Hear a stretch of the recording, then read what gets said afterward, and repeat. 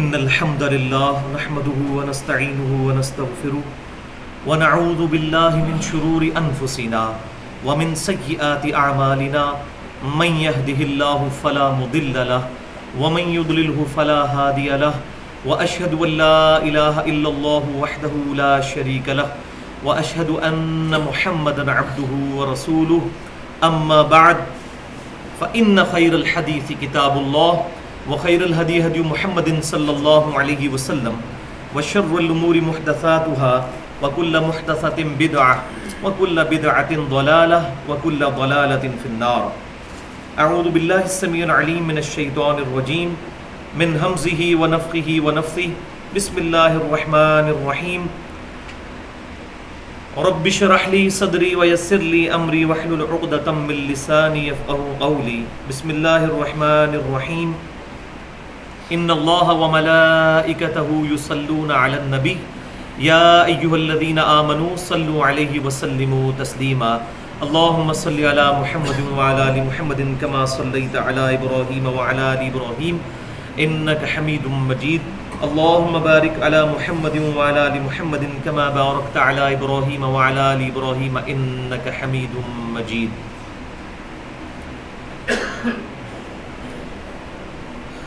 آج انشاءاللہ تعالی سورۃ المائدہ کی آیت نمبر 44 سے شروع کریں گے.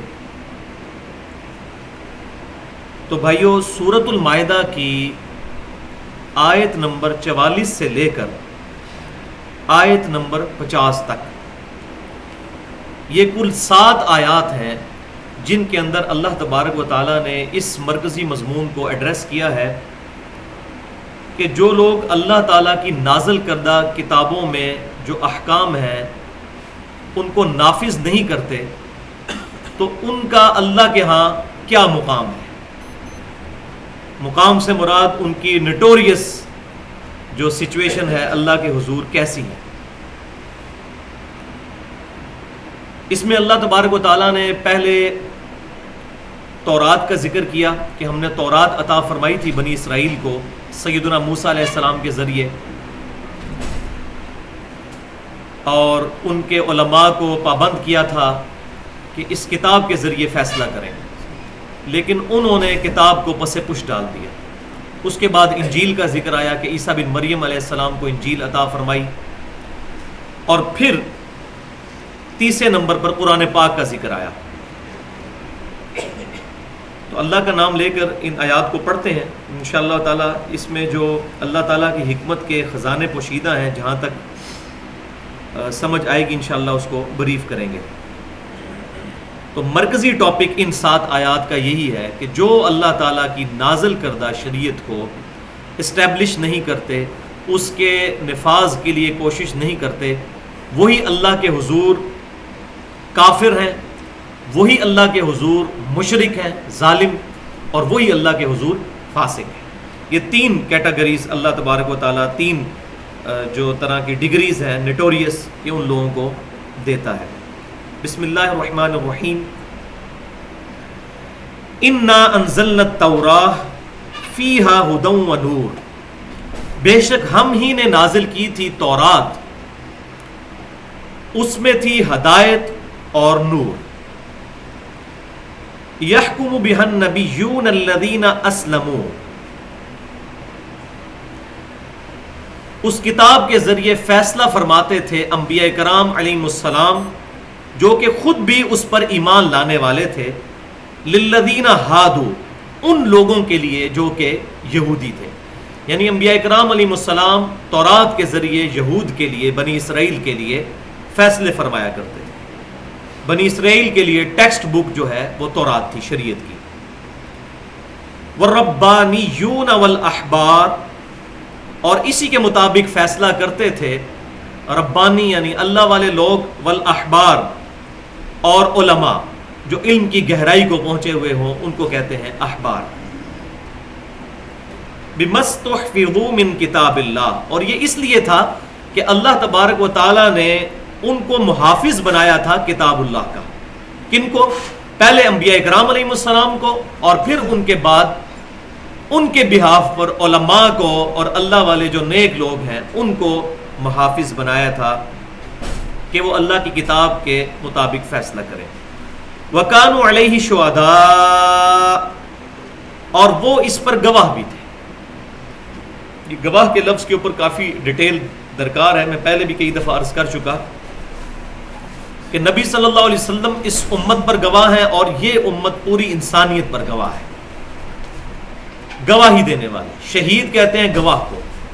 جو اللہ کی راہ میں قتال میں مارا جائے اس کو بھی شہید اسی لیے کہا جاتا ہے کہ وہ شخص اپنے عمل سے یہ بات ثابت کر دیتا ہے کہ میرا ایمان کنوکشن والا ہے. دیکھو مجھے جس ایمان پر یقین تھا اس کے لیے میں نے اپنی جان قربان کر دی، اس لیے اس کو کہا جاتا ہے شہید.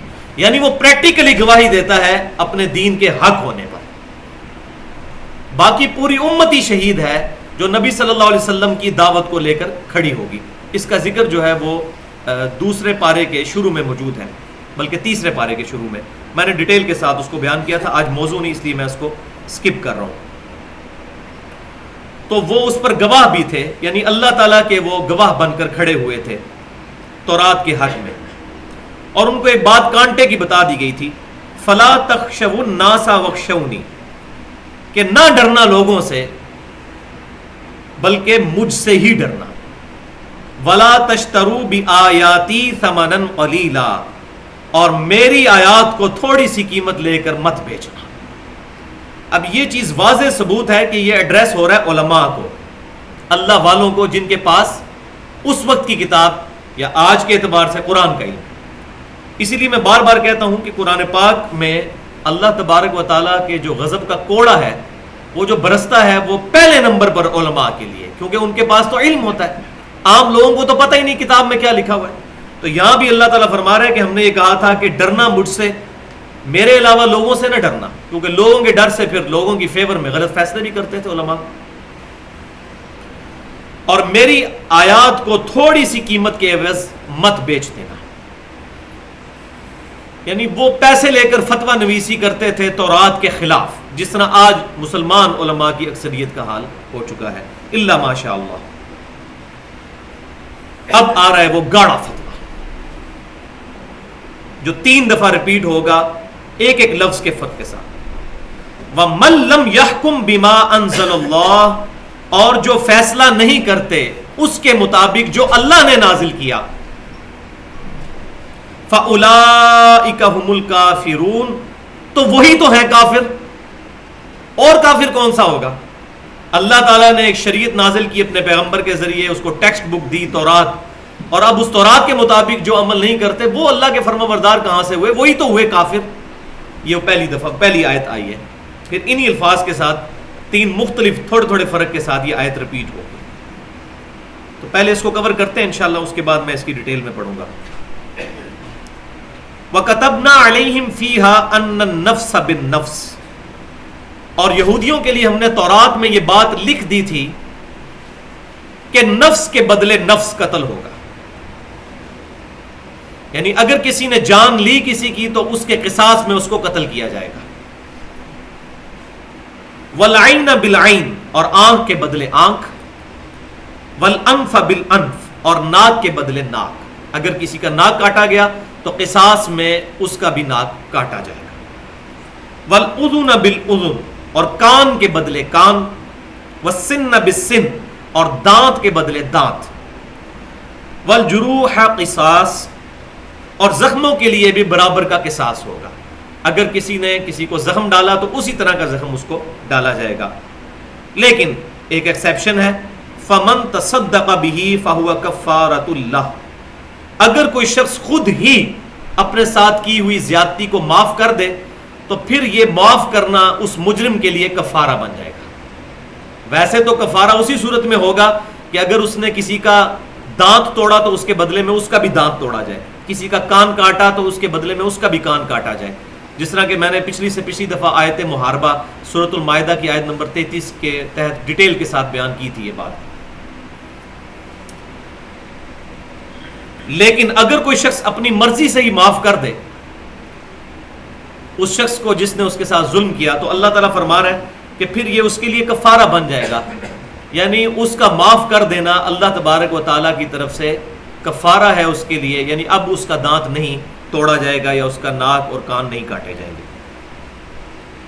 اب دوسری دفعہ وہ آیت ریپیٹ ہو رہی ہے ایک لفظ کے فرق سے، دوسرا فتویٰ وَمَن لَّمْ يَحْكُم بِمَا أَنزَلَ اللَّهُ فَأُولَٰئِكَ هُمُ الظَّالِمُونَ، اور جو کوئی فیصلہ نہیں کرتے اللہ تعالیٰ کی کتاب کے مطابق وہی تو ظالم ہے۔ اور یہاں ظلم بمانا شرک کیا ہے، ان الشرک لظلم عظیم، سورۃ اللقمان آیت نمبر 13 میں آیا کہ شرک سب سے بڑا ظلم۔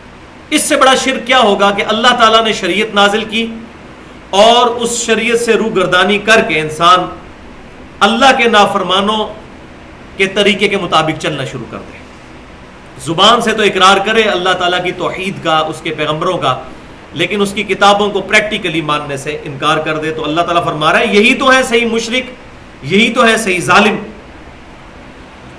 وَقَفَّيْنَا عَلَىٰ آثَارِهِمْ بِعِيسَى ابْنِ مَرْيَمَ، اور پھر انہی کے نقش قدم پر، یعنی تورات کے پیٹرن ہی پر موسیٰ علیہ السلام سے لے کر سیدنا عیسیٰ علیہ السلام تک کئی پیغمبر آئے 1400 سال کے عرصے میں، بلکہ صحیح بخاری اور مسلم کی متفق علیہ حدیث ہے کہ بنی اسرائیل کی جو حکومت تھی وہ بھی انبیاء کے ہاتھوں میں ہوتی تھی۔ جب بھی کوئی نبی مرنے لگتا تھا تو اپنی وفات سے پہلے اپنی جگہ کسی نبی کو خلیفہ بنا کر جاتا تھا، تو 1400 سال تک ان میں نبوت کی چین جو ہے وہ ٹوٹی نہیں ہے۔ تو اللہ تعالیٰ فرماتا ہے اسی طریقے سے پے در پے انبیاء آتے رہے اور انہی کے نقش قدم پر ایک اور عظیم پیغمبر ہم نے بنی اسرائیل میں مبعوث کیا، وَقَفَّيْنَا عَلَىٰ آثَارِهِمْ بِعِيسَى ابْنِ مَرْيَمَ، اور انہی کے نقش قدم پر ہم نے عیسیٰ بن مریم کو بھیجا، مُصَدِّقًا لِمَا بَيْنَ يَدَيْهِ مِنَ التَّوْرَاةِ، جو کہ تصدیق کرنے والے تھے جو ان کے آگے پہلے ہی موجود تھی کتاب تورات، وَآتَيْنَاهُ الْإِنْجِيلَ، اور ان کو ہم نے انجیل عطا فرمائی، یعنی بنی اسرائیل کو تورات دی اور یہاں انجیل دی، اور بیچ میں پھر ایک پیریڈ آیا ہے زبور کا بھی، لیکن اس کو اللہ تعالیٰ نے سکپ فرمایا۔ فیہ ھدی و نور، انجیل میں بھی ہدایت تھی اور نور، یعنی ہدایت کی روشن نشانی۔ وَمُصَدِّقًا لِمَا بَيْنَ يَدَيْهِ مِنَ التَّوْرَاةِ، اور یہ انجیل جو ہے وہ اپنے سامنے جو پہلے سے موجود کتاب تھی یعنی تورات، اس کی تصدیق کرنے والی، وَھُدًى وَمَوْعِظَةً، اور ہدایت تھی اور نصیحت تھی، للمتقین، پرہیزگاروں کے لیے۔ تو اللہ تبارک و تعالیٰ نے بنی اسرائیل کو پھر انجیل عطا فرما دی، تورات کے بعد زبور کو سکپ کیا لیکن انجیل کا ذکر کر دیا۔ اب اللہ تبارک و تعالیٰ کیا فرما رہا ہے؟ وَلْيَحْكُمْ أَهْلُ الْإِنْجِيلِ بِمَا أَنزَلَ اللَّهُ فِيهِ، اب ضرور فیصلہ کرنا چاہیے اہل انجیل کو جو انجیل کے دعوے دار ہیں اس کے مطابق جو اللہ تبارک و تعالیٰ نے اس میں نازل کیا ہے۔ اب یہ تیسرے فتوے والی آیت آئی، گاڑے فتوے والی، وَمَن لَّمْ يَحْكُم بِمَا أَنزَلَ اللَّهُ، اور جو کوئی فیصلہ نہ کرے اس کے مطابق جو اللہ نے نازل فرمایا، فَأُولَٰئِكَ هُمُ الْفَاسِقُونَ، تو یہی ہے صحیح فاسق لوگ، یہی تو ہے مجرم لوگ، یہی تو ناہنجار لوگ ہیں۔ اب دیکھیے بھائیو، یہ 3 آیات ایک ایک لفظ کے فرق کے ساتھ آئیں، اور یہ پوری اب تمہیدی اصل میں گفتگو ہے، یہ ایک صفحے کی جو ہم پڑھ چکے۔ اس کے بعد اللہ تبارک و تعالیٰ فائنل ٹیسٹیمنٹ یعنی قرآن کا ذکر فرمائے۔ پہلے اولڈ ٹیسٹیمنٹ کا ذکر ہوا تورات کا، پھر نیو ٹیسٹیمنٹ یعنی انجیل، اور اس کے بعد فائنل ٹیسٹیمنٹ جو امام کائنات سید الاولین والآخرین شفیع المذنبین رحمت للعالمین سیدنا و مولانا امام اعظم محمد رسول اللہ صلی اللہ علیہ وسلم کو عطا فرمایا گیا، اس کے لیے یہ اتنی لمبی تمہید باندھی گئی ہے، اور اس میں 3 نٹوریس ڈگریاں دی گئی ہیں۔ نمبر 1، تورات کے کانٹیکسٹ میں بات ہوئی، وَمَن لَّمْ يَحْكُم بِمَا أَنزَلَ اللَّهُ فَأُولَٰئِكَ هُمُ الْكَافِرُونَ، جو اللہ تعالیٰ کی نازل کردہ شریعت جو کتاب کی شکل میں آتی ہے اس کے مطابق فیصلہ نہیں کرتے وہی تو ہے کافر۔ پھر آگے ریپیٹ کیا، وَمَن لَّمْ يَحْكُم بِمَا أَنزَلَ اللَّهُ فَأُولَٰئِكَ هُمُ الظَّالِمُونَ، اور جو اللہ تعالیٰ کی نازل کردہ شریعت یعنی کتاب کے مطابق فیصلہ نہیں کرتے وہی تو ہے ظالم لوگ، وہی تو ہے صحیح مشرک لوگ۔ اور پھر انجیل کا ذکر کرنے کے بعد فرمایا، وَمَن لَّمْ يَحْكُم بِمَا أَنزَلَ اللَّهُ فَأُولَٰئِكَ هُمُ الْفَاسِقُونَ، اور جو فیصلہ نہیں کرتے اللہ کی کتاب کے مطابق، اللہ کی نازل کردہ شریعت کے مطابق، تو ایسے ہی لوگ ہیں ناہنجار، فاسق اور گنہگار۔ اولڈ ٹیسٹیمنٹ کا ذکر ہوا، پھر نیو ٹیسٹیمنٹ کا ذکر ہوا۔ اب اس تمہیدی گفتگو کے بعد اللہ تبارک و تعالیٰ نے یہ ساری گفتگو کی مسلمانوں کے لیے کہ تم سے پہلے بھی ایک لاڈلی امت تھی جس میں 1400 سال تک انبیاء کرام کی چین نہیں ٹوٹی، جن کو اللہ تعالیٰ نے 3 کتابیں دی تھیں، تورات، زبور، انجیل، اور اللہ تعالیٰ نے انی فضلتکم علی العالمین فرمایا 2 دفعہ کم از کم قرآن میں، سارے جہان والوں پر ان کو فضیلت دی تھی، بنی اسرائیل کو، سیدنا اسرائیل یعنی سیدنا یعقوب علیہ السلام کی اولاد کو۔ اس کے باوجود جب انہوں نے انبیاء کرام کی نازل کردہ شریعت کو چھوڑ دیا تو ان کا انجام کیا ہوا؟ تو یہ ساری تمہیدی گفتگو کے بعد اب اللہ تبارک و تعالیٰ اس فائنل ٹیسٹیمنٹ یعنی قرآن کے حوالے سے مسلمانوں سے گفتگو فرما رہا ہے۔ وَأَنزَلْنَا إِلَيْكَ الْكِتَابَ بِالْحَقِّ، اور بے شک اے محبوب صلی اللہ علیہ وسلم ہم نے اب آپ کی طرف یہ اتاری ہے کتاب حق کے ساتھ۔ حق کی اپروپریٹ ٹرانسلیشن بنے گی انگلش میں پرپزفل، با مقصد۔ حق کا ایک عمومی ترجمہ بھی کیا جاتا ہے سچائی، وہ بھی اپنی جگہ ہے، لیکن یہاں پر جو اس کا اپروپریٹ ٹرانسلیشن بنے گی وہ یہ ہے پرپزفل بک، ایک مقصد کے ساتھ۔ اے محبوب صلی اللہ علیہ وسلم اب ہم نے آپ کو یہ فائنل ٹیسٹیمنٹ تورات اور انجیل کے بعد یہ فائنل ٹیسٹیمنٹ عطا فرمایا، جس کی خصوصیت کیا ہے کہ وہ پرپسفل ہے، مصدقا لما بین یدیہ من الکتاب، جو کہ تصدیق فرمانے والی ہے اس سے پہلے جو اس کے سامنے موجود ہیں کتاب میں سے نازل کی گئی چیزیں ان کی۔ کون سی کتاب؟ لوح محفوظ۔ یہ قرآن بھی لوح محفوظ سے اتارا گیا، بل ہوا قرآن مجید فی لوح محفوظ، وہ ام الکتاب ہے جس میں سے تورات بھی اتری، انجیل بھی اتری، زبور بھی اتری، اور یہ فائنل ٹیسٹیمنٹ قرآن بھی اترا۔ اس کا ذکر بھی جو ہے وہ 25ویں پارے میں موجود ہے، سورہ الزخرف کی شروع کی آیات میں سے ہے۔ بسم اللہ الرحمن الرحیم، حامیم والکتاب المبین، حامیم اس روشن کتاب کی قسم، انا جعلناہ قرآنا عربیا لعلکم تعقلون، ہم نے یہ قرآن عربی زبان میں نازل فرمایا ہے تاکہ تم اس کو سمجھ سکو۔ وَإِنَّهُ فِي أُمِّ الْكِتَابِ لَدَيْنَا لَعَلِيٌّ حَكِيمٌ، اور یہ کتاب جو ہے یہ اس ام الکتاب میں ہے، لوح محفوظ میں، جو بہت بلند ہے، جو ہمارے پاس ہے، لدینا جو ہمارے پاس ہے۔ تو اسی کتاب میں سے اللہ تعالیٰ نے تورات بھی نازل فرمائی، انجیل بھی، اور یہ فائنل ٹیسٹیمنٹ قرآن بھی۔ اس قرآن نے پچھلی کتابوں کی تصدیق کی، اور ایک ٹائٹل اس کو ملا جو کسی کتاب کو نہیں ملا، وَمُهَيْمَنْ عَلَيْهِ، اور یہ کتاب ان پر نگران ہے، تورات اور انجیل کے اوپر۔ ظاہر ہے تورات اور انجیل ٹیمپر فارم میں اس وقت ہمارے پاس موجود ہیں، تحریف ہو چکی ہیں، سورۃ البقرہ میں بھی ذکر آیا، یہاں بھی اشارتاً ذکر آ گیا کہ جو اللہ کی آیات تھوڑے سے پیسوں کے عوض بیچ نہیں دیتے، تو ان کتابوں کو اپنے ذاتی مقاصد کے لیے تبدیل کر دیا گیا ان کے علماء کی طرف سے۔ ہمارا بھی یہ قرآن اگر محفوظ ہے تو اس کے صرف ٹیکسٹ کی گارنٹی ہے۔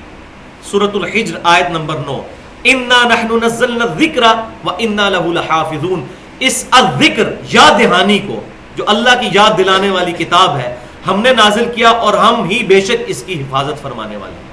اس کے صرف عربی ٹیکسٹ کی گارنٹی ہے۔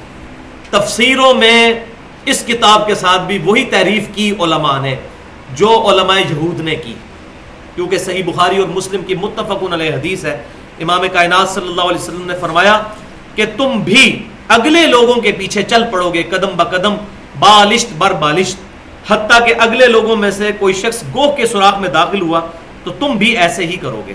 صحابہ کرام علیہم رضوان نے عرض کیا اللہ کے رسول صلی اللہ علیہ وسلم، کیا یہ اگلے لوگوں سے مراد یہود و نصارہ ہیں؟ تو آپ صلی اللہ علیہ وسلم نے فرمایا اگر وہ مراد نہیں تو پھر کون سے لوگ مراد ہیں؟ تو یہ امت بھی بالکل اسی پیٹرن کے اوپر چلتے ہوئے کتاب کی تعریف انہوں نے کی. عربی ٹیکسٹ صرف اس لیے محفوظ ہے کہ وہ اللہ تعالیٰ نے اس کی گارنٹی لی. البتہ تفسیروں کے اندر پڑھ کے انسان کے رونگٹے کھڑے ہو جاتے ہیں. قرآن بالکل کوئی اور بات کر رہا ہوتا ہے اور تفسیر بالکل اس کے الٹ کر دیتے ہیں. ایاک نعبد و ایاک نستعین بالکل اس کا واضح ترجمہ ہے اے اللہ ہم صرف تیری ہی عبادت کرتے ہیں اور صرف تجھی سے دعا مانگتے ہیں. غائب میں مدد, ظاہری اسباب کا ذکر نہیں یہاں پر, غائب میں مدد, ایاک نستعین. اور اسی کی تفسیر میں ثابت کیا ہوگا کہ یا علی مدد کہنا بھی ٹھیک ہے, شیخ عبد القادر جنانی رحمۃ اللہ علیہ کو پکارنا بھی ٹھیک ہے. قرآن پاک بالکل اور بات کر رہا ہوگا, اس کے بالکل الٹ جو ہے تفسیر کی. لہٰذا قرآن پاک کی تفسیر میں تعریف ہو چکی ہے, عربی ٹیکسٹ کی صرف گارنٹی ہے, وہ اللہ تبارک و تعالیٰ نے محفوظ فرما دیا. اور اس کی بھی ایک خاص وجہ ہے کہ پچھلی کتابیں جو پہلے گزر چکی وہ اس لیے محفوظ نہیں ہیں کہ اگر ان کتابوں میں کوئی تحریف ہوتی تھی تو اللہ تعالیٰ پیغمبر کو بھیج کر اس تحریف کو دور فرما دیتا تھا. جیسا کہ سیدنا عزیر علیہ السلام آئے تو انہوں نے اپنی یادداشت سے دوبارہ تورات کو مرتب فرمایا. لیکن اب چونکہ ختم نبوت ہو چکی ہے, قیامت تک کوئی اور پیغمبر نہیں آنا, اس لیے اللہ تبارک و تعالیٰ نے اس کتاب کو محفوظ کر دیا. کیونکہ اگر اب یہ کتاب بھی تبدیل ہو جاتی تو کوئی شخص ہدایت حاصل نہیں کر سکتا تھا. وہ کتابیں بھی اللہ کو اسی طرح پیاری ہیں جس طرح یہ کتاب. اور یہ جو ہم کہتے ہیں نا کہ قرآن سب سے افضل کتاب ہے, یہ اپنے ریفرنس ہے, ورنہ اللہ کے ایک کلام کو دوسرے پر فضیلت کوئی ثابت نہیں ہے کہ ہم کہیں گے قرآن تورات سے افضل ہے یا انجیل سے افضل ہے. وہ ان معنوں میں افضل ہے کہ وہ کتابیں تبدیل ہو چکی, یہ تبدیل نہیں ہوئی. البتہ دونوں ہی اللہ تعالیٰ کے کلام ہیں, ایک دوسرے پر اس کو کوئی فضیلت حاصل نہیں ہے, الا یہ کہ کسی خاص صورت کے بارے میں آپ صلی اللہ علیہ وسلم کوئی بات ارشاد فرما دیں. تو یہ میں نے پوائنٹ کی بات کر دی کہ یہ فضیلت جو ہے ہم کس اعتبار سے دیتے ہیں. تو یہ کتاب اللہ تبارک و تعالیٰ فرماتا ہے مہیمن ہے, مہیمنہ, محافظ ہے, یہ کسوٹی ہے, یہ ٹچ سٹون ہے اب چیک کرنے کا کہ تورات اور انجیل کی کون سی باتیں اللہ کی طرف سے نازل کرتا ہے اور کون سی فیبریکیٹڈ ہے علماء کی طرف سے. یہ کتاب جو ہے وہ فیصلہ فرمائے گی. یہاں میں ایک چیز عرض کر دوں کہ میں نے 2 سال پہلے تقریباً یوم عرفہ کے موقع پر ایک لیکچر دیا تھا 2 گھنٹے کا. وہ میری زندگی کا اہم ترین لیکچر ہے, اہل سنت پاک .com پہ رکھا ہوا ہے, امام الانبیاء کی دعوت قرآن. اس لیکچر میں یوم عرفہ کی نسبت کی وجہ سے, کیونکہ نبی صلی اللہ علیہ وسلم نے عرفات کے میدان میں بھی اس کتاب کو اپنی امت کے لیے خلیفہ اپنا چھوڑا تھا, اسی کانٹیکسٹ میں میں نے 50 آیات کی روشنی میں قرآن پاک کی دعوت کا خلاصہ بیان کیا ہے. اور ہماری ویب سائٹ اہل سنت پاک .com میں پہلے نمبر پہ وہی لیکچر رکھا ہوا ہے, امام الانبیاء کی دعوت قرآن. اور 8 احادیث کی روشنی میں, صحیح احادیث, ان میں سے 7 بخاری اور مسلم سے ہیں اور ایک المستدرک الحاکم سے. یہ میں نے ثابت کیا ہے کہ یہی اللہ کی کتاب جو ہے یہ نبی صلی اللہ علیہ وسلم کا واحد معجزہ ہے دعوی نبوت کے لیے, دعوی نبوت کے لیے. یہی آپ صلی اللہ علیہ وسلم کا آلہ دعوت ہے جس کے ذریعے آپ نے دعوت دی, انسٹرومنٹ آف دعوت. یہی آپ صلی اللہ علیہ وسلم کا وصی ہے جس کو آپ صلی اللہ علیہ وسلم نے وصیت جس کے لیے فرمائی. یہی آپ صلی اللہ علیہ وسلم کا خلیفہ ہے جو آپ نے اپنے بعد چھوڑا قیامت تک کے لیے پوری امت پر. یہی وہ کتاب ہے جو آپ صلی اللہ علیہ وسلم نے حجۃ الوداع پر عطا فرمائی. یہی وہ کتاب ہے جو آپ صلی اللہ علیہ وسلم نے غدیر خم کے موقع پر جس کے لیے ترغیب دلائی. اگر آج ٹائم ملا اینڈ پہ ہماری گفتگو کے اندر تو میں حدیثیں بھی انشاءاللہ وہ بیان کر دوں گا. مجھے زبانی یاد ہے وہ ساری حدیثیں, لیکن یہاں میں نے یہ اس لیے ضروری سمجھا تاکہ اگر قرآن پاک کے حوالے سے کسی کی دلچسپی ہو تو وہ اس لیکچر کو دیکھ سکتا ہے. تو اللہ تعالیٰ فرما رہا ہے یہ کتاب جو ہے وہ مہیمنہ ہے, محافظ ہے پچھلی کتابوں کے اوپر. الفرقان ہے, ہدی للناس وبینات من الہدی والفرقان, اس کتاب کو فرمایا گیا. اور یہ کتاب جس شخصیت پر نازل ہوئی وہ بھی الفرقان ہے. صحیح بخاری میں کتاب الاعتصام بالکتاب والسنہ چیپٹر, سیکنڈ لاسٹ چیپٹر ہے صحیح بخاری کا, اس میں انٹرنیشنل نمبرنگ کے مطابق 7281 نمبر حدیث ہے کہ آپ صلی اللہ علیہ وسلم نے فرمایا محمد فرق بین الناس, محمد صلی اللہ علیہ وسلم لوگوں میں حق اور باطل کے لیے فرق ہے. تو جس طرح یہ کتاب الفرقان ہے، آپ صلی اللہ علیہ وسلم بھی الفرقان ہے۔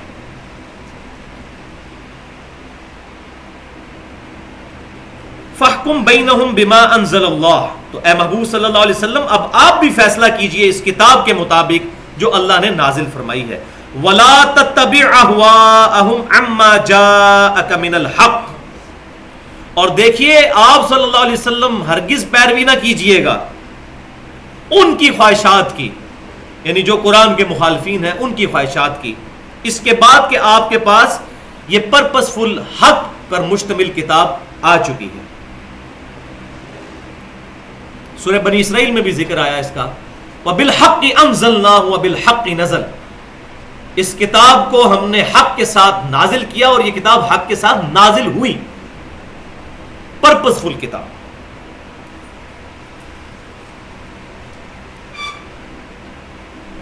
آپ صلی اللہ علیہ وسلم کی وساطت سے دراصل یہ پوری امت کے لیے خطاب ہے۔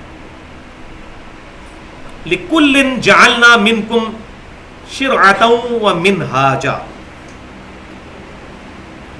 ہم نے ہر ایک کے لیے ایک شریعت مختص کر دی اور ایک منہاج، چلنے کی راہ۔ اب اس چیز کو ذرا سمجھ لیجئے پھر آگے چلتے ہیں۔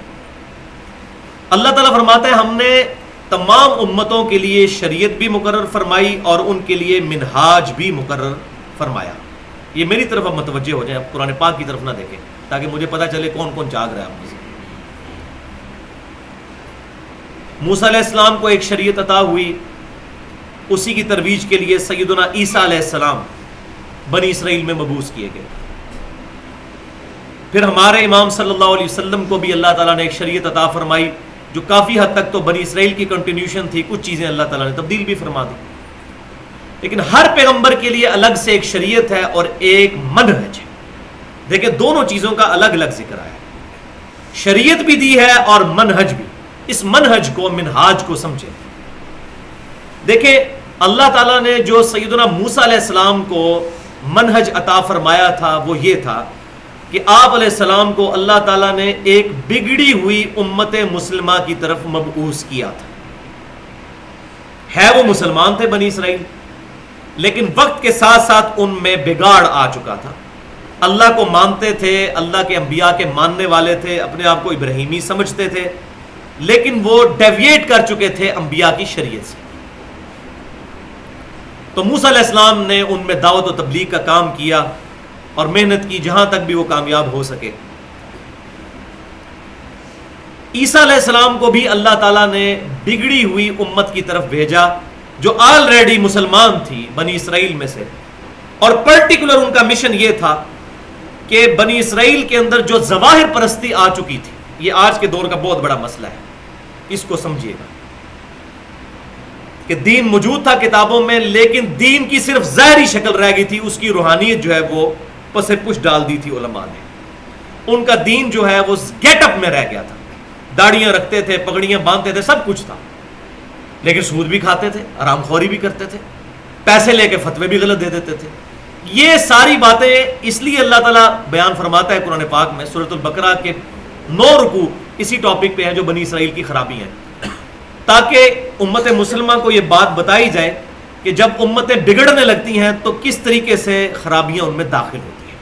بالکل اسی طریقے سے خرابیاں یہاں بھی داخل ہوتی ہیں، بلکہ جب ہم یہ گفتگو کر رہے ہوتے ہیں یا سن رہے ہوتے ہیں تو ہمارا فوراً خیال آج کے لوگوں کی طرف جاتا ہے۔ اس کی وجہ یہ ہے کہ بالکل اسی پیٹرن پہ ہی امتوں میں خرابیاں آتی ہیں۔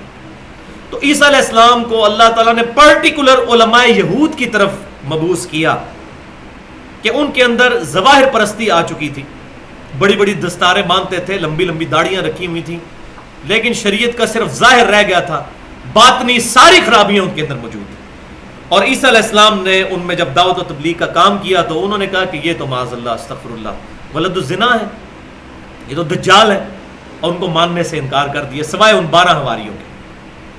اور اس میں میری بڑی ڈیٹیل کے ساتھ گفتگو ہے 1 گھنٹے کی، حیات مسیح اور نزول مسیح۔ اس میں نے عیسیٰ علیہ السلام کے بارے میں جو یہودیوں کے عقائد ہیں اور یہ آج جو اسرائیل بن چکا ہے، یہ تمام چیزیں، اس کے ساتھ ساتھ جو قادیانیوں کا یہ فاسد عقیدہ ہے کہ عیسیٰ علیہ السلام فوت ہو چکے ہیں، اس کے علمی دلائل قرآن پاک سے بیسیکلی بیان کیا، اس کے بعد چند حدیثیں بھی، لیکن پرٹیکولر قرآن پاک سے۔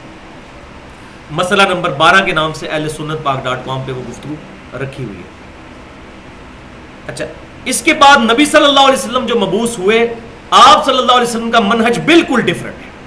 آپ کسی مسلمان امت کی طرف نہیں بھیجیں گے، پکے مشرکین کی طرف، وہ لوگ جو انبیاء کے ناموں سے بھی واقف نہیں تھے سوائے ابراہیم علیہ السلام کے، اور وہ بھی پیغمبر کی حیثیت سے نہیں، اپنے جد امجد کی حیثیت سے۔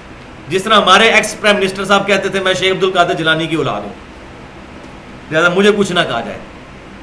تو ان کو نہیں پتا شیخ عبد القادر جیلانی رحمۃ اللہ علیہ کے عقائد کیا تھے، نظریے، اس سے ان کو کوئی سروکار ہی نہیں، صرف اپنا نسلی جو تعلق ہے ان کے ساتھ۔ بالکل اسی طریقے سے مشرکین مکہ جو تھے وہ اپنے آپ کو ابراہیم علیہ السلام کی اولاد مانتے تھے، ان کو نہیں پتا تھا کہ وہ پیغمبر ہے کیا، اس سے کوئی غرض ہی نہیں تھا، کسی چیز کو ماننے والے نہیں تھے۔ لِتُنذِرَ قَوْمًا مَا أُنذِرَ آبَاؤُهُمْ فَهُمْ غَافِلُونَ۔ اے محبوب صلی اللہ علیہ وسلم، ہم نے آپ کو اس قوم کی طرف مبعوث کیا کہ جن کے آباء و اجداد کو ڈر نہیں سنایا گیا تھا اور وہ غافل لوگ۔ تو آپ صلی اللہ علیہ وسلم نے بہت محنت کی، اور انہی مشرکین میں سے محنت کر کے اس کتاب کے ذریعے یتلو علیہم آیاتہ ویزکیہم ویعلمہم الکتاب والحکمہ، اللہ کی آیات تلاوت کر کر کے ان کا تزکیہ کیا، ان کو کتاب و حکمت سکھائی، اور پھر ان کو حزب اللہ بنایا، اللہ کی پارٹی بنا کر، پھر باطل سے ٹکرا کر آپ صلی اللہ علیہ وسلم نے دین کا نفاذ فرمایا پریکٹیکلی۔ اور یہ بات کہنے میں مجھے کوئی عار نہیں ہے کہ اللہ تعالیٰ کے کسی پیغمبر کے حصے میں یہ سعادت نہیں آئی کہ بالفعل انہوں نے دنیا میں اللہ تعالیٰ کا نظام قائم کیا، بالفعل۔ چند ایک مثالیں آپ کو ملتی ہیں، لیکن وہ بھی اس طرح نہیں، سیدنا یوسف علیہ السلام کی یا سیدنا داؤد علیہ السلام یا سلیمان علیہ السلام کی۔ جو آپ صلی اللہ علیہ وسلم نے کیا کہ مشرکین میں سے لوگوں پہ محنت کی، اور پھر آپ صلی اللہ علیہ وسلم کی دعوت لے کر آپ کے اصحاب آگے چلے۔ تو یہ وہ منہج ہے جو آپ صلی اللہ علیہ وسلم کو اللہ تعالیٰ نے عطا فرمایا، اور اب ہمارے لیے منہج جو ہے وہ آپ صلی اللہ علیہ وسلم کا ہے۔ لَقَدْ كَانَ لَكُمْ فِي رَسُولِ اللَّهِ أُسْوَةٌ حَسَنَةٌ، بے شک رسول اللہ صلی اللہ علیہ وسلم کی زندگی میں تمہارے لیے بہترین نمونہ ہے۔ تو آپ صلی اللہ علیہ وسلم کے منہج کے جو 3 سٹیپ ہیں وہ انشاءاللہ میں اینڈ پہ بیان کروں گا سورہ آل عمران کے تحت۔ پہلے ان آیات کو مکمل کر لیتے ہیں ساتھ، پھر انشاءاللہ ڈیٹیل کے ساتھ منہج انقلاب نبوی کے اوپر گفتگو کریں گے کہ آپ صلی اللہ علیہ وسلم نے کس منہج پر چل کر انقلاب برپا کیا، کیونکہ آج کل بڑی گفتگو ہوتی ہے، اور میں ذاتی طور پر جتنی بھی تنظیمیں ہیں الا ماشاء اللہ ان میں سے اکثریت اس منہج سے ہٹ چکے ہوئے ہیں جس منہج پر چل کر آپ صلی اللہ علیہ وسلم نے انقلاب برپا کیا تھا۔ وہ منہج انشاءاللہ میں قرآن سے بیان کروں گا، اور پھر میرے فہم کے مطابق آج کون سی ایسی جماعت ہے جو اس کو لے کر چل رہی ہے وہ انشاءاللہ میں بیان کر دوں گا۔ وہ میرا اجتہادی مسئلہ ہے، آپ کا ایگری کرنا اس کے ساتھ ضروری نہیں، لیکن پہلے ان آیات کو ہم مکمل کر دیں۔ اللہ تعالیٰ فرماتے ہیں ہم نے ہر نبی کو ایک شریعت دی اور ایک منہج بھی عطا کیا۔ وَلَوْ شَاءَ اللَّهُ لَجَعَلَكُمْ أُمَّةً وَاحِدَةً، اللہ تعالیٰ فرماتا ہے کہ اگر اللہ چاہتا تو تم سب کو ایک ہی امت بنا دیتا۔ اس کا یہ معنی بھی ہو سکتا ہے کہ سب کے سب لوگ ہی حق پر آ جاتے اگر زبردستی ہدایت دینا کسی کو مقصود ہوتا۔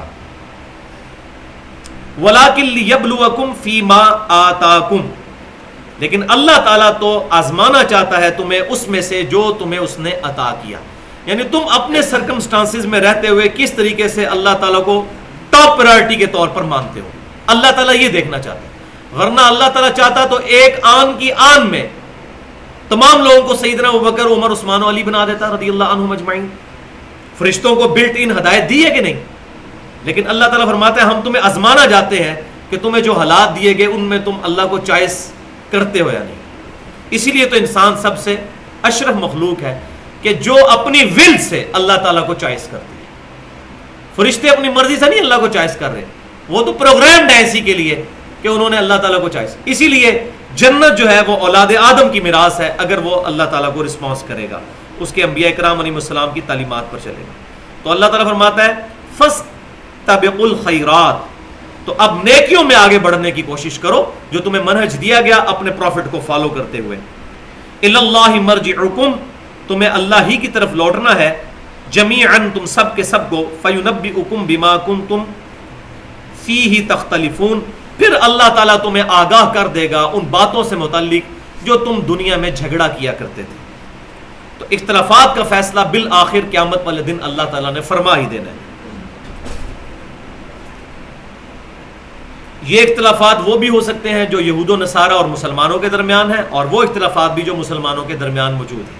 قیامت والے دن تو فیصلہ ہو جائے گا، لیکن یہاں یہ بات یاد رکھیے گا، قیامت والے دن فیصلہ ہونے کا ہمیں کوئی فائدہ نہیں ہے۔ ہمیں تو تب فائدہ ہے کہ ہم اپنی زندگی میں حق کو تلاش کرنے کی کوشش کریں۔ ایک قادیانی کو قیامت والے دن اگر جا کر یہ بات پتہ چل گئی کہ میرا ختم نبوت کا عقیدہ غلط تھا، تو اس کو کیا فائدہ ہوا؟ فیصلہ تو ہو ہی جانا ہے، لیکن مسئلہ یہ ہے کہ وہاں جا کر پتہ چلنے کا تو کوئی فائدہ نہیں۔ فائدہ تو تب ہے کہ جب ہم مرنے سے پہلے پہلے یہاں حق بات کو پہچانیں۔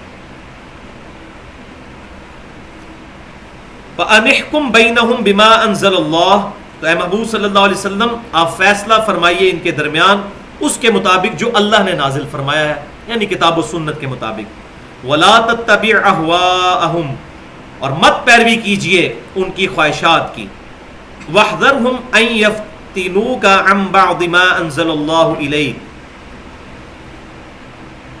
وَاحْذَرْهُمْ، اور ہوشیار رہیے اس بات سے، أَن يَفْتِنُوكَ عَن بَعْضِ مَا أَنزَلَ اللَّهُ إِلَيْكَ، کہیں وہ آپ کو اس راستے سے بھچلا نہ دیں، پھسلا نہ دیں کہ جو اللہ تعالیٰ نے آپ کی طرف نازل فرمایا ہے۔ کہ دیکھیں کتنی تاکید کے ساتھ بار بار یہ بات آ رہی ہے۔ تو طویل خاص کے اعتبار سے تو پروفٹ کو یہ ایڈریس ہے، لیکن آپ صلی اللہ علیہ وسلم کی وساطت سے پوری امت کو یہ بات ایڈریس ہے کہ دیکھنا تمہیں کوئی اس راستے سے ہٹا نہ دے جو اللہ تعالیٰ نے شریعت نازل فرمائی ہے۔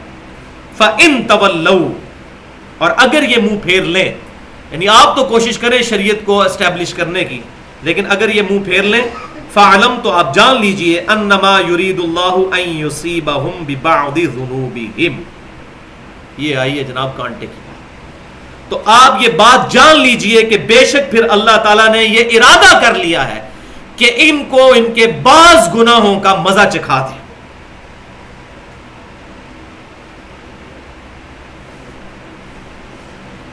یعنی کوشش کرنے کے باوجود اگر آپ صلی اللہ علیہ وسلم نظام قائم نہیں کر سک رہے تو آپ صلی اللہ علیہ وسلم کا قصور نہیں ہے، بس آپ یہ سمجھ لیجئے کہ جن پر آپ محنت کر رہے ہیں اللہ تعالیٰ نے کوئی اپنی عذاب کا کوڑا ان کے لیے مقدر فرما دیا ہے۔ اور معذرت کے ساتھ شاید آج پاکستان کی بھی آج کی ڈیٹ میں یعنی 8 ستمبر 2012 لگتا ایسا ہی ہے، خدا نہ کرے کہ ایسا ہو، کہ ہمارے لیے بھی کوئی اللہ کے عذاب کا کوڑا مقدر ہو چکا ہے۔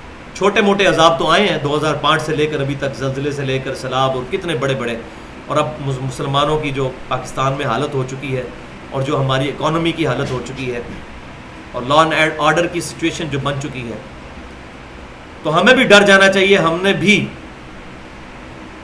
8 سے 60 70 سال پہلے اللہ تعالیٰ سے وعدہ کر کے رو رو کے ایک ملک مانگا تھا، اور اس وقت نعرہ لگتا تھا، شکر ہے اس کی ویڈیوز بھی موجود ہیں، کیونکہ آج کل کچھ جو من مانی کرنے والے لوگ ہیں وہ میڈیا میں آگے بات کر رہے ہیں کہ پاکستان تو ایک سیکولر اسٹیٹ تھی، کوئی اسلام کے لیے نہیں بنی تھی۔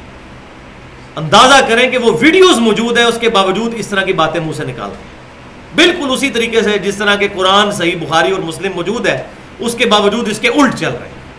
اگر بتاتے ہیں کہ بھئی بخاری مسلم میں نماز کا طریقہ یہ لکھا ہے، وہ کہتے ہیں نہیں جی ہم جہاں چل رہے ہیں ان کتابوں کو بھی ہم مانتے ہیں۔ وہ ماننا بس اسی حد تک ہے کہ یہ مانتے ہیں کہ یہ کتابیں ہیں، اس پہ عمل کرنے کے اعتبار سے نہیں مانتے۔ پاکستان کا مطلب کیا؟ لا الہ الا اللہ، اس کی بنیاد پر، توحید کی بنیاد پر یہ ملک حاصل کیا گیا، اور ہم نے یہ وعدہ کیا تھا اپنے رب کے ساتھ کہ یہ ملک ہمیں عطا فرمائے تو اے اللہ ہم اس ملک میں اسلام کا نفاذ کریں گے، شریعت کے مطابق فیصلے ہوں گے، کتاب اللہ کو یہاں پر پرائورٹی حاصل ہوگی، اور اس کی پہلی کوشش تو ہوگی 50s میں ہی قرارداد مقاصد کی شکل میں، لیکن وہ قرارداد ہی رہ گئی، اس کے بعد ایز سچ کوئی امپلیمنٹیشن نہیں ہو سکی۔ تو اللہ تعالیٰ فرما رہا ہے اگر یہ منہ پھیر رہے ہیں تو سمجھ لیجئے کہ ان کو ان کے گناہوں کی سزا کا اللہ نے فیصلہ کر دیا ہے۔ وَإِنَّ كَثِيرًا مِّنَ النَّاسِ لَفَاسِقُونَ، اور بے شک ان میں سے اکثر لوگ نافرمان ہیں۔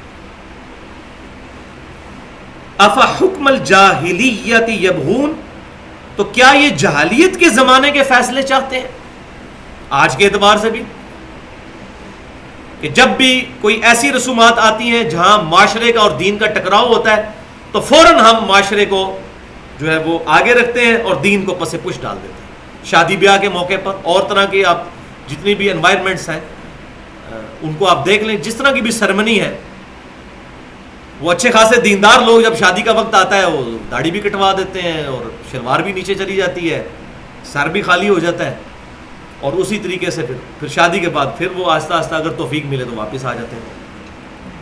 تو اللہ تعالیٰ فرماتے ہیں یہ جاہلیت چاہتے ہیں. اگر ہم نے دین سے ان رسومات کے خلاف عزم ہی حاصل نہیں کیا تو ہم نے دین سے کیا سیکھا؟ مشکل میں ہی تو پتہ چلتا ہے. وَلَنَبْلُوَنَّكُمْ بِشَيْءٍ مِّنَ الْخَوْفِ وَالْجُوعِ، یہ خوف ہی ہے نا جس سے اللہ تعالیٰ آزماتا ہے کہ لوگ کیا کہیں گے. جیسا پنجابی میں ہم کہتے ہیں نہیں لوگ کیا کہیں گے جی، یہ جناب کو ماتم والا کار ہے، ڈھول نہ بجن تے پتہ کس طرح لگے گا شادی والا گھر ہے. ڈھول تو بجائیں گے تبھی پتہ چلے گا شادی والا گھر ہے. وَمَنْ أَحْسَنُ مِنَ اللَّهِ حُكْمًا، تو اللہ سے بڑھ کر کس کا حکم بہتر ہو سکتا ہے. لِقَوْمِ يُوقِنُونَ، لیکن یہ اسی قوم کے لیے ہے جو واقعی ہی یقین رکھنے والی ہے، جس کو واقعی اللہ پر یقین ہے. خالی وہ اللہ کو ماننے والا نہ ہو بلکہ اللہ کی ماننے والا بھی ہو. مسلمانوں کی اکثریت صرف اللہ رسول کو مانتی ہے، اللہ رسول کی نہیں مانتی. وَلِعَاذُ بِاللَّهِ تعالی.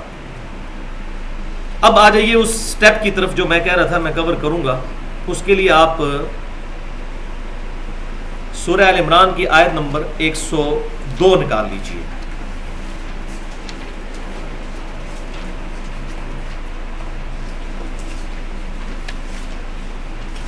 سورہ آل عمران آیت نمبر 102، یہ چوتھے پارے کے شروع میں ہی ہوگی، اس کے پہلے صفحے پہ، یہ پہلے یا دوسرے صفحے پہ ہوگی. 64 نمبر پیج ہے اس بلو قرآن پاک کا. یہ ہے منہج انقلاب نبوی. 3 آیات کے اندر اللہ تعالیٰ نے نبی صلی اللہ علیہ وسلم کے انقلاب کے 3 سٹیپ بیان فرما دیے. آج بڑی تنظیمیں کام کر رہی ہیں اس حوالے سے، جو ایکسٹریمزم کا بھی شکار ہے، لیکن اللہ تعالیٰ کیا منہج بیان فرما رہا ہے یہ قرآن پاک سے. سورہ آل عمران آیت نمبر 102، 103 اور 104. ان 3 آیات کے اندر اللہ تبارک و تعالیٰ نے منہج انقلاب نبوی صلی اللہ علیہ وسلم کے 3 سٹیپ بیان فرما دیے. بسم اللہ الرحمن الرحیم.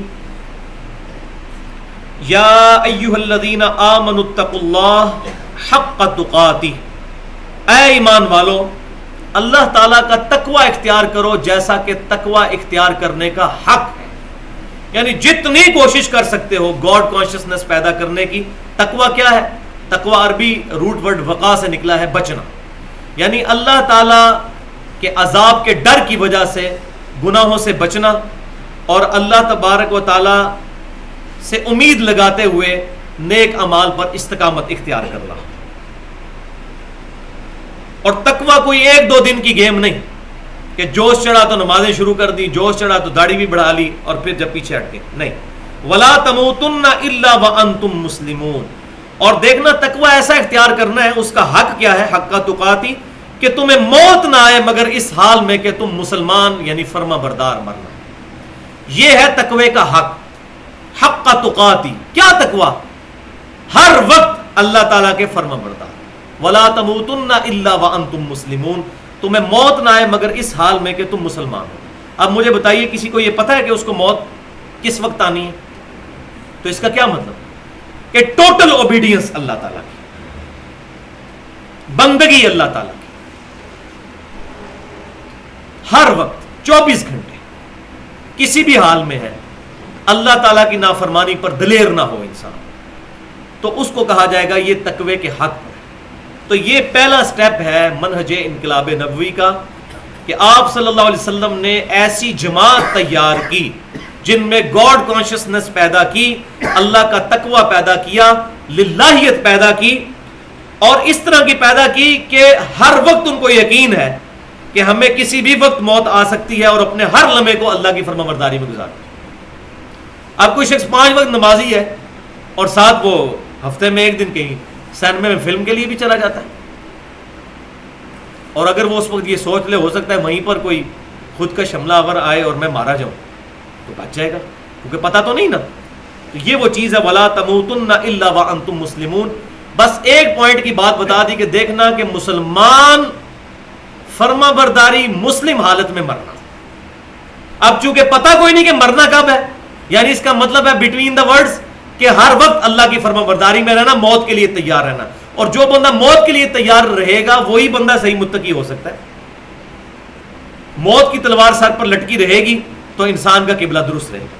تو یہ پہلا منہج انقلاب نبوی کا سٹیپ ہے کہ ایسی پارٹی، ایسی حزب، ایسی جماعت تیار کی جائے جو ہر وقت اللہ تعالیٰ کے لیے اپنے آپ کو بندگی کے طور پر پیش کرتے ہیں۔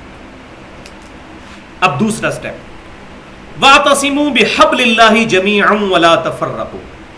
پھر یہ جو جماعت ہو ان کے لیے کامن فیکٹر جو ہے وہ قرآن ہوگا۔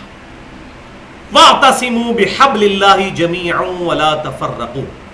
تم سب کے سب مل کر اللہ کی رسی کو مضبوطی سے تھام لو اور فرقہ واریت میں مت بٹو۔ یعنی یہ مسلمانوں کو پرٹیکولر ڈریس ہے، دیکھ لیں، وَلَا تَمُوتُنَّ إِلَّا وَأَنْتُمْ مُسْلِمُونَ۔ یہ کافروں کے بارے میں نہیں ہے کہ فرقے نہیں بنانے، مسلمانوں کو ایڈریس ہو، اللہ کی رسی کو مضبوطی سے تھام۔ اور اللہ کی رسی کیا ہے؟ یہ قرآن۔ اور یہ میں اپنی طرف سے نہیں کہہ رہا، صحیح مسلم میں اوپر تلے 4 حدیثیں ہیں جن کو ہم غدیر خم کی حدیث کہتے ہیں، جو اہل سنت اور اہل تشیع کے ہاں متفق علیہ حدیث ہے، جو ہم نے اپنے منہج پہ بھی لکھی ہوئی ہے۔ انٹرنیشنل نمبر کے مطابق صحیح مسلم کے کتاب الفضائل چیپٹر میں 6225، 6226، 6227، 6228 غدیر خم کی حدیث، مشہور حدیث کہ آپ صلی اللہ علیہ وسلم نے اپنی وفات سے 2.5 مہینے پہلے حجۃ الوداع سے واپسی پر مکے اور مدینہ کے درمیان غدیر خم نامی گاؤں میں ایک خطبہ دیا، اور آپ کے الفاظ ہی ایسے ہیں کہ جیسے آپ دنیا سے کوچ فرمانے والے ہیں۔ آپ صلی اللہ علیہ وسلم کے لیے اونٹ کے پالان کا ممبر تیار کیا گیا، اس پر آپ چڑھے اور آپ صلی اللہ علیہ وسلم نے فرمایا، اے لوگو آگاہ ہو جاؤ، میں بھی ایک انسان ہوں، قریب ہے کہ اللہ کا قاصد یعنی موت کا فرشتہ میرے پاس آئے اور میں اس کی دعوت قبول کر لوں۔ میں اپنے بعد تم میں 2 بھاری چیزیں چھوڑ کر جا رہا ہوں، ان میں سے پہلی چیز اللہ کی کتاب ہے، اس میں ہدایت ہے، اس میں نور ہے۔ تم اللہ کی کتاب کو پکڑو، اپنا تعلق اس کتاب کے ساتھ مضبوط کرو، اللہ کی کتاب اللہ کی رسی ہے، یہ وہی وَاعْتَصِمُوا بِحَبْلِ اللَّهِ۔ جو اس کو پکڑے گا ہدایت پر ہوگا، جو اس کو چھوڑ دے گا گمراہ ہو جائے گا۔ اور پھر زید بن ارقم کہتے ہیں آپ صلی اللہ علیہ وسلم ہمیں بار بار ترغیب دلاتے رہے، اللہ کی کتاب، اللہ کی کتاب، اللہ کی کتاب۔ اور پھر آپ صلی اللہ علیہ وسلم نے فرمایا دوسری بھاری چیز میرے اہل بیت ہے، میں اپنے اہل بیت کے معاملے میں تمہیں اللہ سے ڈراتا ہوں، میں اپنے اہل بیت کے معاملے میں تمہیں اللہ سے ڈراتا ہوں، کیونکہ آپ صلی اللہ علیہ وسلم کو یہ غیبی خبر دی جا چکی تھی کہ آپ کی وفات کے بعد آپ کی امت آپ کے اہل بیت کے ساتھ برا سلوک کرے گی۔ لہٰذا جن لوگوں نے بھی سیدنا حسین ابن علی رضی اللہ عنہما کو شہید کیا، ڈائریکٹلی عبید اللہ ابن زیاد ہو یا انڈائریکٹلی یزید بن معاویہ، ہم کسی سے کوئی محبت نہیں کرتے، ان کا معاملہ اللہ کے سپرد کرتے ہیں۔ اور اسی پہ میرا وہ ایکسکلوسیو بلکہ ایکسپلوسیو لیکچر ہے، حسینیت اور یزیدیت کا تحقیقی جائزہ، 2 گھنٹے کی گفتگو، 2 گھنٹے اور 20 منٹ کی، جس سے میں سمجھتا ہوں کہ پاکستان سے لے کے سعودی عرب اور کہاں کہاں اہل سنت کے ایوانوں میں ایک دفعہ زلزلے آ گئے ہیں کہ یار یہ ہماری کتابوں میں باتیں لکھی تھی، ہم تو ان کو شیعوں کی باتیں سمجھتے تھے۔ اس میں جو بندہ آیا میں نے اس کو بالکل ننگا کیا ہے بخاری اور مسلم اور باقی اہل سنت کی کتابوں کی روشنی میں، وہ آج موقع نہیں ہے۔ لیکن اس جگہ پر بھی آپ صلی اللہ علیہ وسلم نے کتاب اللہ کو پکڑنے کا حکم فرمایا۔ اس سے پہلے حجۃ الوداع کی جو حدیث ہے جو صحیح مسلم میں ہے، المستدرک للحاکم کی جو حدیث ہے کتاب العلم چیپٹر میں انٹرنیشنل نمبر کے مطابق 318 نمبر حدیث، وہ تو بڑی ضربیں تقسیمیں لگا کے حسن درجے تک پہنچتی ہے کہ 2 چیزیں چھوڑ کے جا رہا ہوں، کتاب اور سنت، وہ حسن درجے کی ہے۔ جو صحیح حدیث فل فلیج حجۃ الوداع کی صحیح مسلم میں کتاب الحج میں 2950 نمبر حدیث ہے کہ آپ صلی اللہ علیہ وسلم نے، جابر بن عبداللہ کہتے ہیں رضی اللہ تعالی عنہما، صحیح مسلم کے جو خطبہ ہے اس میں کہ آپ صلی اللہ علیہ وسلم نے فرمایا کہ میں اپنے بعد تم میں وہ چیز چھوڑ کر جا رہا ہوں کہ جس کو مضبوطی سے پکڑ لو گے کبھی گمراہ نہیں ہوگے، اور وہ اللہ کی کتاب ہے۔ صحیح مسلم میں صرف کتاب اللہ کا ذکر ہے، اور سنت کو ماننا کتاب اللہ ہی کو ماننا ہے، اسی کتاب نے سنت کی طرف رہنمائی کی. من یطع الرسول فقد اطاع اللہ, جس نے رسول اللہ کی اطاعت کی اس نے اللہ کی اطاعت کی. لیکن آپ صلی اللہ علیہ وسلم کا جو زور تھا وہ کتاب اللہ. اسی پہ میرا پورا ریسرچ پیپر ہے, امام الانبیاء کی دعوت قرآن, 50 آیات سے قرآن کی دعوت کا خلاصہ. اس پہ ٹائٹل پہ میں نے یہ آیت لگائی ہے وَأُوحِيَ إِلَيَّ هَذَا الْقُرْآنُ لِأُنذِرَكُم بِهِ وَمَن بَلَغَ, سورۃ الانعام آیت نمبر 19. اے محبوب صلی اللہ علیہ وسلم فرما دیجئے مجھے قرآن یہ اس لیے وحی کیا گیا, اس کتاب کے ذریعے میں تمہیں بھی تبلیغ کر دوں, اور جس تک یہ کتاب پہنچ جائے وہ بھی اسی کتاب کے ذریعے تبلیغ کرے, اسی کتاب پر عمل کرے. تو مسلمانوں کے لیے کامن فیکٹر یہ کتاب ہے, اللہ کی رسی.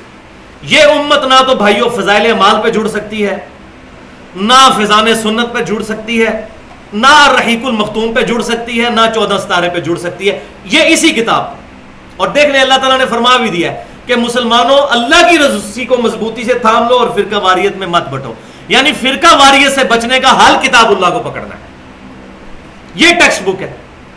پتہ نہیں لوگ کیا کیا علاج بتا رہے ہوتے ہیں. قرآن میں خود علاج بتا دیا گیا کہ اللہ کی رسی کو پکڑ لو, فرقہ واریت میں نہیں بٹو گے. جب کتاب اللہ کو پیٹ کے پیچھے ڈال دیا گیا اور اپنے اپنے بزرگوں اور اپنے اپنے مولویوں کے بنائے ہوئے عقائد اور نظریات کے پرچار کرنا شروع کر دیا, تو پھر وہ لعنت بھی آ گئی فرقہ واریت کی, جو ساتھ ہی بتا دیا گیا تھا کہ ایک ہی چیز ہے جو کتاب اللہ سے دور کر سکتی ہے, وہ فرقہ واریت ہے.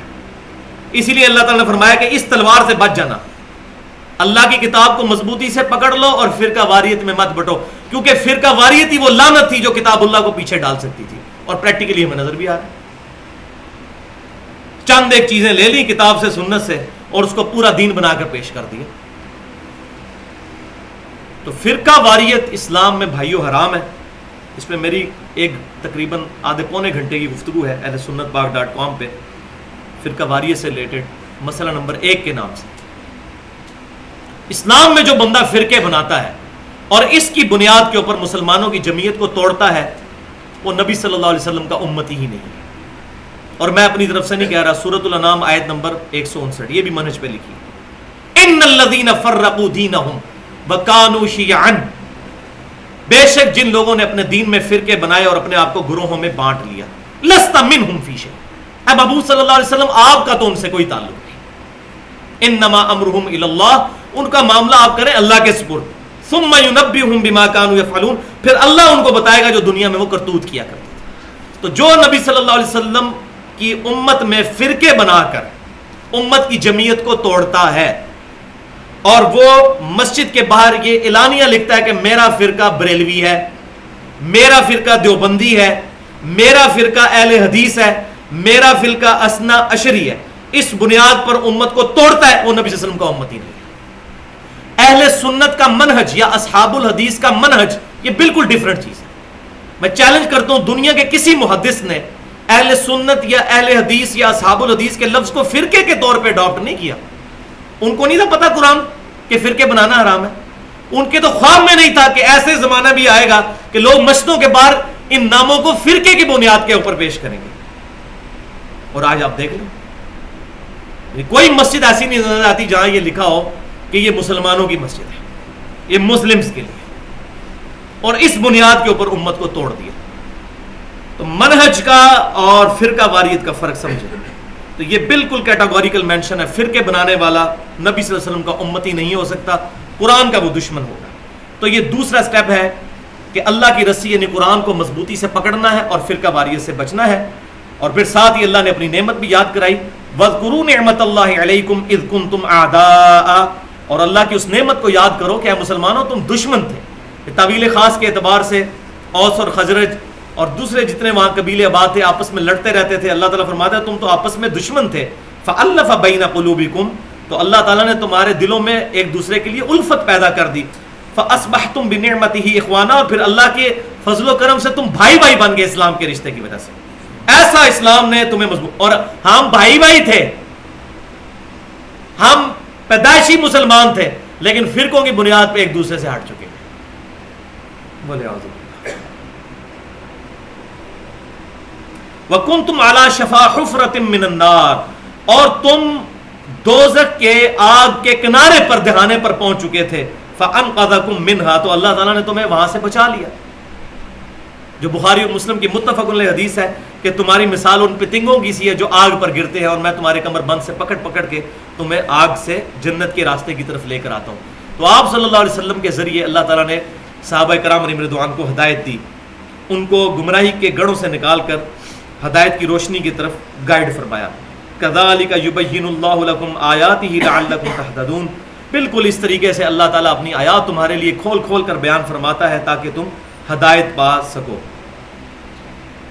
تو یہ دو سٹیپ ہو گئے۔ پہلا سٹیپ کیا تھا کہ تقوی اور پرہیزگاری اور ٹوٹل اوبیڈینس، 24 گھنٹے کی اللہ کی بندگی، اور دوسرا پھر ان کو ایک چیز پر کامن فیکٹر پہ جوڑا جائے، یعنی اللہ کی کتاب۔ اور یہ بات یاد رکھیے کہ دنیا میں جتنی بھی تحریکیں کامیاب ہوئی ہیں وہ کسی نہ کسی کامن بانڈ کے اوپر کامیاب ہوئی۔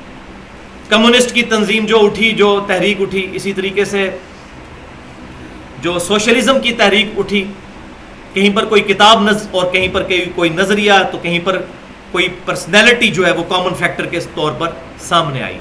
خود پاکستان جب بنا ہے اس وقت کامن فیکٹر کے طور پر یہی چیز تھی کہ ہمیں اسلام کے لیے ایک ملک چاہیے۔ تو ایک نظریہ ایسا ہوتا ہے جس پر سب کو جوڑنا ہوتا ہے، اس کے بغیر بانڈ بن نہیں سکتا۔ تو مسلمانوں کے لیے وہ کامن فیکٹر جو ہے وہ ہے کتاب اللہ۔ حزب اللہ بنانے کے لیے کتاب اللہ پر کامن فیکٹر کے طور پر جوڑنا ہوگا، کیونکہ انسان جو ہے وہ بھیڑ بکریوں کی طرح نہیں ہے کہ ان کو ہانک لیا جائے۔ ظاہر ہے عقل رکھتے ہیں تو سوچتے ہیں، تو جب تک ان کے اندر وہ کامن فیکٹر نہیں آئے گا، جو آج غیر مسلم ملکوں میں وطنیت کا شرک جو ہے وہ پھیلا دیا ہے کہ یہ وطن ہمارا ہے۔ تو یہاں بھی ایک بدماش تھا جو کہتا تھا سب سے پہلے پاکستان، تو یہ ایک کامن فیکٹر کے طور پر، تو وہ والی بات بھی نہیں ہمارا ہے، تو یہاں وطنیت بھی کوئی نہیں، کچھ بھی نہیں ہے یہاں پر۔ یہاں تو لسانیت کی بنیاد پر، فرقہ واریت کی بنیاد پر مسلمان کا گلا کاٹ رہا ہے، والعیاذ باللہ۔ تو اللہ تعالیٰ میں کتاب اللہ پر جمع ہوں، یہ دوسرا، اور پھر تیسرا اور آخری سٹیپ، وَلْتَكُمْ مِنْكُمْ أُمَّةٌ يَدْعُونَ إِلَى الْخَيْرِ، پھر تم میں ایک ایسی امت بن جانی چاہیے، ایسی جماعت بن جانی چاہیے جو لوگوں کو خیر کی طرف بلائے۔ یہ تیسرے جو سٹیپ ہے منہج انقلابی نبوی کا، اس میں 3 کام اللہ تعالیٰ نے سپرد کیے ہیں۔ یدعون الی الخیر، خیر کی طرف دعوت دے، اور خیر کیا ہے؟ یہ قرآن پاک، اس سے بڑا خیر کون سا ہو سکتا ہے؟ اسی، یعنی خود بھی وہ جمع ہوئے تھے واعتصموا بحبل اللہ پر، اور اب سب کو اسی کی طرف جمع کریں۔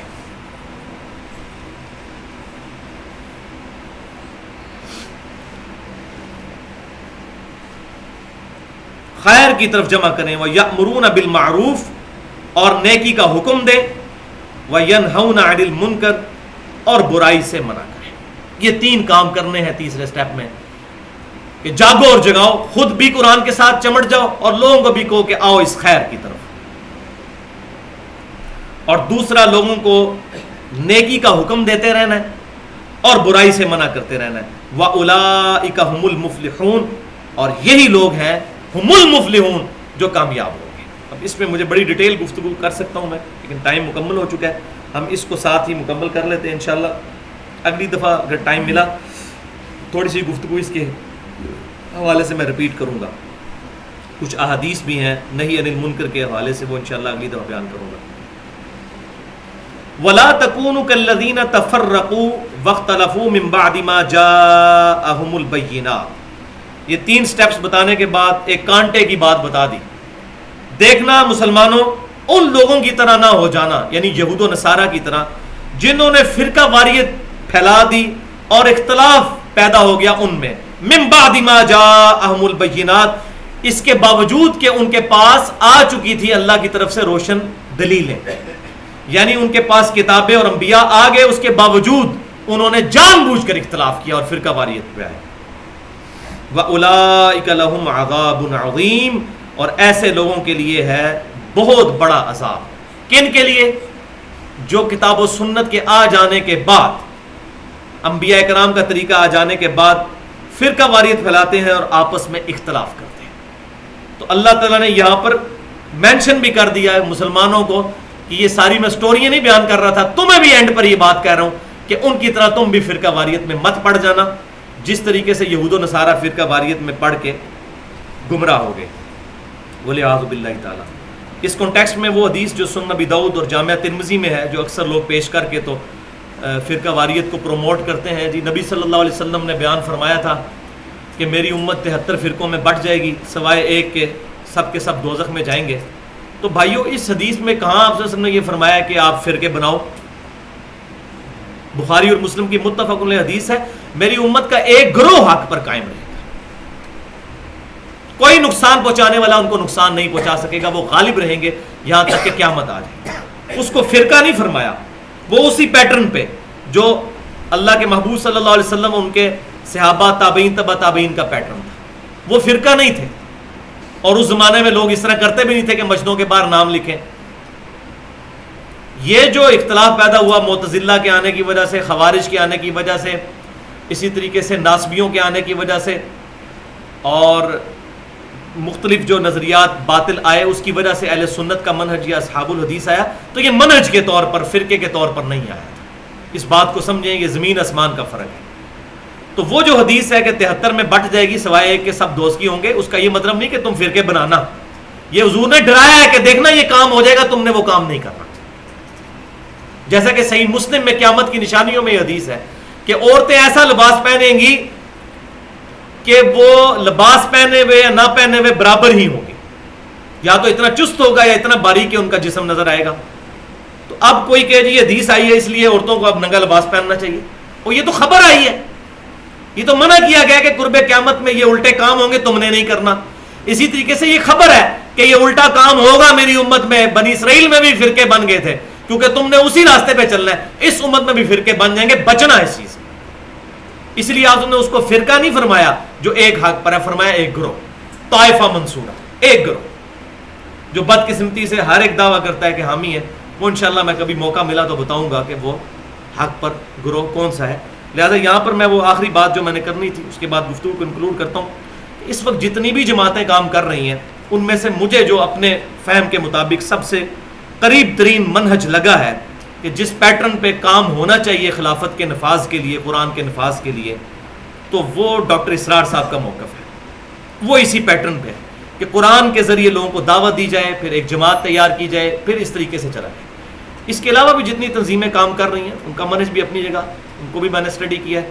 لیکن یہ جو سب سے بنیادی چیز ہے کہ قرآن, دعوت الی القرآن, قرآن کی دعوت, قرآن کے ذریعے تزکیہ, لوگوں کو قرآن پاک کی تعلیم دی جائے, اس کی بنیاد پہ لوگوں کا تزکیہ کیا جائے اور پھر معاملہ آگے چلے اسٹیپ. ورنہ میدان جنگ میں قتال کے لیے اترنا سوائے خودکشی کے کچھ نہیں. اچھا اس ذریعے سے کامیابی حاصل ہو یا نہ ہو اس سے کوئی فرق نہیں پڑتا, سوائے 3-4 انبیاء کے کسی کو بھی کامیابی نہیں ہوئی. کیا نوح علیہ السلام کی حکومت قائم ہو گئی تھی؟ نہیں. عیسیٰ علیہ السلام کی حکومت قائم ہو گئی تھی؟ نہیں. کوشش لیکن اسی پیٹرن پہ کرنا, کیونکہ یہ پیٹرن جب چھوڑا جاتا ہے نا پھر وہ اس قسم کی وہ تکفیری پارٹیاں جنم لیتی ہیں, جس طرح القاعدہ اور یہ کچھ اور جماعتیں اس طرح کی سامنے آئیں جنہوں نے کہا جی خلافت قائم نہیں ہوتی, بس زبردستی کرنے کی کوشش کرو, چاہے غلط طریقہ بھی اڈاپٹ کرنا پڑے. اور اس کا رزلٹ آپ کے سامنے ہے کہ مسلمانوں کو دن بدن نقصان ہی ہو رہا ہے, فائدہ کوئی نہیں ہوا. تو پیٹرن وہی اڈاپٹ کرنا ہے. خلافت راشدہ جو ہے 40 ہجری میں ختم ہو چکی ہے سیدنا حسن کی صلح کے بعد. اس وقت سے ابھی 1300 سال کے اندر دوبارہ خلافت قائم نہیں ہو سکی علی منہاج النبوہ. تو کیا یہ 1350 سال کے مسلمان جو ہیں کیا سب کے سب جو ہیں وہ فارغ ہو گئے؟ کوشش اپنے اینڈ پہ سب کو کرنی ہے, لیکن اس کو بنیاد بنا کر کہنا کہ جب تک خلافت کا نظام قائم نہیں ہوگا ہم نے نہ قرآن پڑھنا ہے نہ اپنے اوپر اسلام نافذ کرنا ہے, اور الٹا جو دعوت و تبلیغ کا کام کرتے ہیں ان کو جو ہے وہ اس چیز کے اوپر ٹانٹ کرنا اور ان کا مذاق اڑانا کہ یہ کوئی کام ہے کرنے والا. اور بھائی یہی تو کام ہے. سورۃ الفرقان آیت نمبر 52 کیا ہے؟ فلا تطع الکافرین وجاہدہم بہ جہادا کبیرا. اے محبوب صلی اللہ علیہ وسلم کافروں کی باتوں کا برا نہ منائے اور ان کی وجہ سے پریشان نہ ہو, اس کتاب کے ذریعہ بڑا جہاد ان کے ساتھ. تو یہی کتاب ہے جس سے تزکیہ نفس ہوگا, اور پھر آخری درجہ جو جہاد کا سب سے اوپر والا درجہ, اسلام کی چوٹی, سمم بونم آف اسلام, وہ ہے قتال. لیکن یہ تمام سٹیپس گزرنے کے بعد جس طریقے سے نبی صلی اللہ علیہ وسلم نے اس کو قائم کیا. لہذا جو لوگ دعوت و تبلیغ کا کام کرتے ہیں ان کو کبھی یہ نہیں کہنا چاہیے کہ یہ قتال کے منکر ہیں. قتال وہی برپا کرے گا کہ جو بندہ فجر کی نماز تکبیر اولیٰ سے پڑھنے میں کامیاب ہوگا. کیونکہ ہماری جس طریقے سے اب نیچر بن چکی ہے, مسلمان وہ ہتھیار اٹھانے کے لیے تو تیار ہے, فجر کے وقت اٹھنے کے لیے تیار نہیں ہے. تو اس کا مطلب ہے کہیں خرابی ہے.